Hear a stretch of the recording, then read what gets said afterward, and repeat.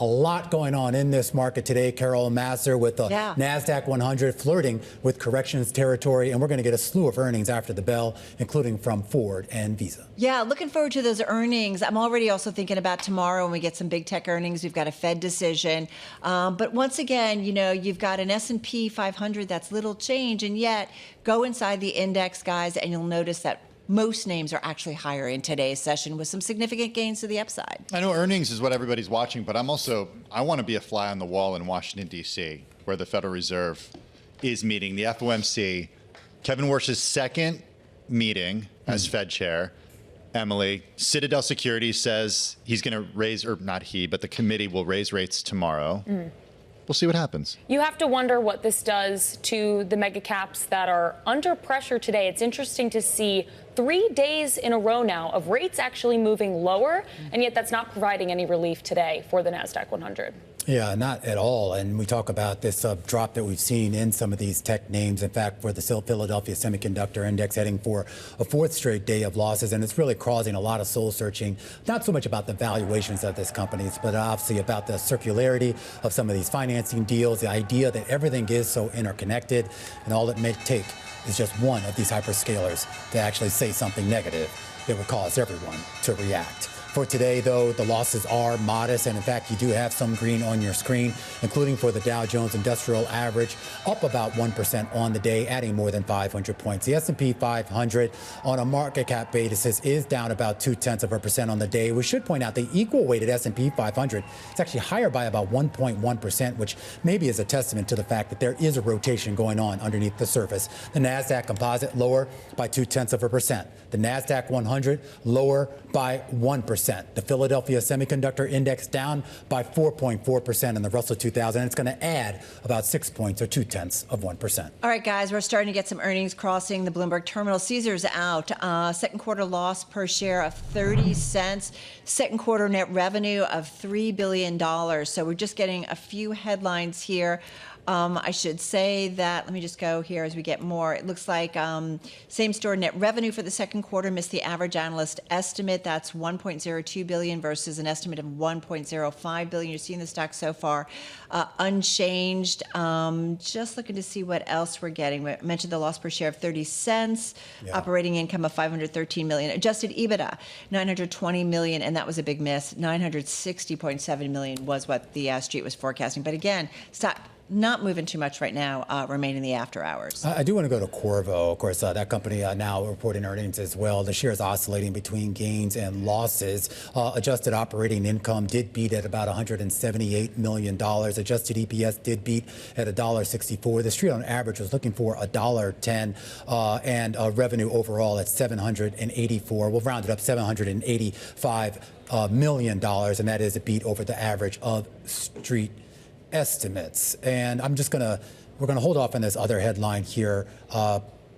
Actually, we are getting a headline now that Skyworks and Qorvo report an expected team for a combined company. I think we need to dig a little bit deeper into this to find out exactly what's going on. But we're now learning that Qorvo is discontinuing its conference call, is discontinuing providing forward guidance. Now we're getting Skyworks earnings crossing the wire right now, and I think we should dive a little bit deeper into this, because if that headline is correct, this does appear to be some M&A in the chip I'm seeing space. a press release from Skyworks right now that says it is reporting third quarter fiscal results. The company also announcing key steps toward a combination with Qorvo. The Qorvo regulatory approval is progressing, announces expected a leadership team for a combined company, and anticipates raising approximately $2 billion of acquisition debt financing.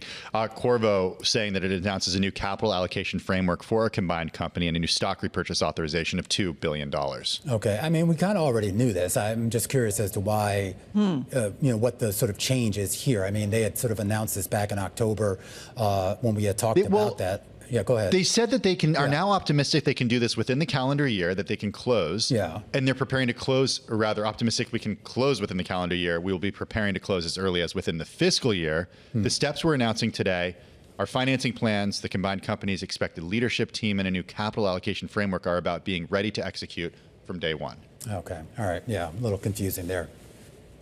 Okay, so we're watching shares of that. Not a ton of movement right now, but let's go back to the IMAP before we get some more earnings. It was a largely green day for the index level, the S&P 500 finishing the day up 0.2%. As you can see, though, IT was the sector dragging down the index. Energy as well, and then industrials and utilities and real estate also in the red. I want to say that this is a AI data center risk off trade because all those sectors kind of do benefit from the build out of artificial intelligence. So again, it was a risk off on the AI trade, healthcare, consumer staples, materials, some of those kind of safe havens in the equity market in the green today. All right, guys, to some of the individual gainers as we continue to watch for some more earnings to cross. Kind of going old school for two of my picks. Coca-Cola up 5% in today's session. The company raised its full-year outlook, bolstered by demand last quarter while it served as a major sponsor of the FIFA World Cup, so it benefited. Now seeing organic sales growth of 5%. They raised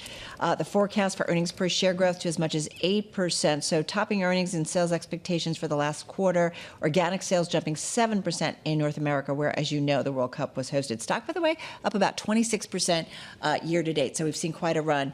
I'm going to go over to Boeing. This one also some outperformance today, up almost 4.8% in today's session. Boeing generated better than expected cash flow in the second quarter on continued strong demand for its aircraft.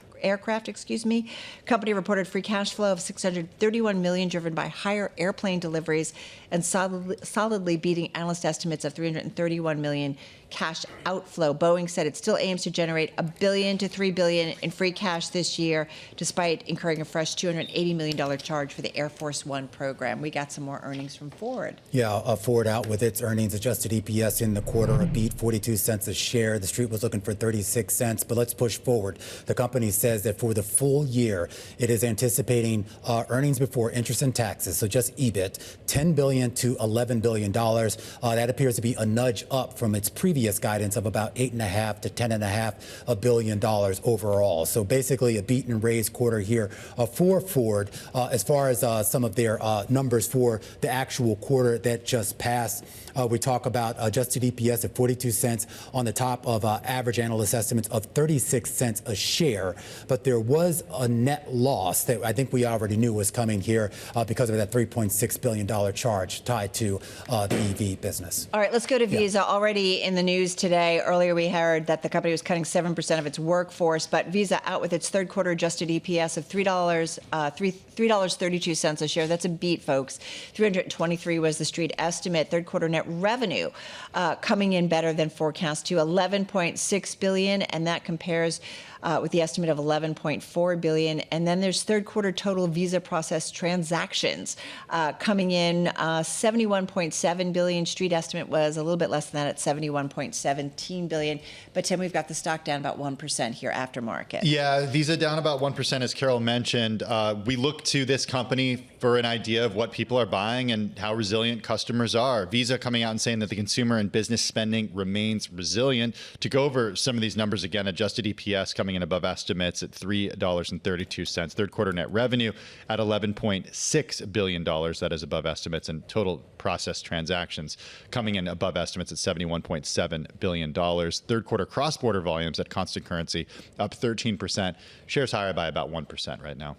Yeah, I do want to go back to Ford here and just kind of parse some of these numbers here because we talk about the breakdown of their various businesses. So in the most recent quarter, Ford Pro was up, they posted revenue of about $17.8 billion. That's basically in line with estimates here. Ford Blue, though, and this is, of course, where a lot of people have sort of looked, the revenue there at $26.1 billion. That's below what the street was looking for of about 25.6. We'll round that up to about 25.7. So a big miss there. And, of course, we know the troubles going on with their Model E business there, which, of course, they have pulled back. I do also want to point out some interesting commentary that they're all posting in here, that they now see U.S. automobile prices increasing this year, only saying only going to be about 0.5% here. But the idea here that they do have some expectation here of auto prices going up in aggregate. Okay, you're talking trucks and cars. I'm talking Toblerone and Oreo. Mondelez shares in the after hours. Well, Well, I should say that just go with numbers here right now. Fiscal year organic net revenue coming in at least plus 2%, saw 0% to 2%. Shares of Mondelez up about 1.5%. Second quarter EPS coming in at $1.20. Second quarter net revenue coming in at $9.36 billion. That beat estimates. Second quarter adjusted EPS coming in above estimates at 73 cents a share. Mondelez International shares up by about 1.5%. Okay, and just like Visa, Mondelez is another good kind of gauge of the consumer health in the U.S., and right now it looks like pretty solid. The company also said that they expect at least 2% organic net revenue growth, reflects the strength of its year-to-date performance as well. All right, and I think we have one last earnings. Seagate coming out, just crossing the Bloomberg terminal. Let's just go to it real quickly. Let's go to the outlook. First quarter revenue, $4 billion to $4.2. That's way above what the street was looking for, $3.79 billion. Fourth quarter revenue also coming in better than expected, $3.63 billion versus an estimate of $3.49 billion. Fourth quarter adjusted EPS, $5.71 a share. Street was looking for $5.08 a share. And as a result, not a surprise, stock is up, at least initially, about 4.5% here in the aftermarket.